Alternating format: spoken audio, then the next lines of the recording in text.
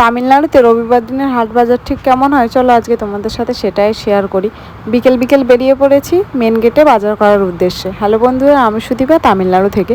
এখানে একটা জিনিস বেশিরভাগ চোখে পড়বে, সেটা হচ্ছে মাটিতে ঢেলে সবজি বিক্রি হওয়ার থেকে বেশিরভাগ সবজি ফল সমস্ত সব কিছু গাড়িতে গাড়িতে করেই বিক্রি হয়। আমাদের সবজি কেনা বেচায় কোনোরূপ কোনো অসুবিধা হয় না, কারণ এখানে যত ব্যবসায়ী আছে বেশিরভাগ ব্যবসায়ী হিন্দিকার, না হয় যে তামিল ব্যবসায়ীগুলো আছে তারা হিন্দি বললেও বুঝতে পারে এবং তারা অল্প অল্প হিন্দি বলতেও পারে।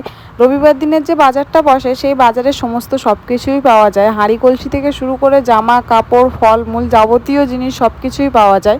আগেই বলেছি বাঙালি ছাড়া এখানে পুঁইশাক বিক্রি করে না। বাঙালি একজন পুঁইশাক আর তার গাছের বেগুন তুলেছিল, ওখান থেকে আমি গেছিলাম সবজি বাজার করতে। মেন গেটে এখন প্রায়শ দোকানে অল্প অল্প করে বাঙালি সবজি সব কিছুই পাওয়া যাচ্ছে।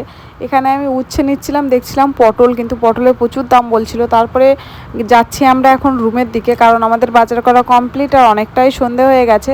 বলেছি যে গাড়িতে করেই সব বিক্রি হয়। এখানে বিক্রি হচ্ছিল আনারস, এখান থেকে একটা ভালো দেখে বেশ সুন্দর আনারস নিয়ে নিলাম। দেখা হবে পরের ভিডিওতে, ততক্ষণে ভালো।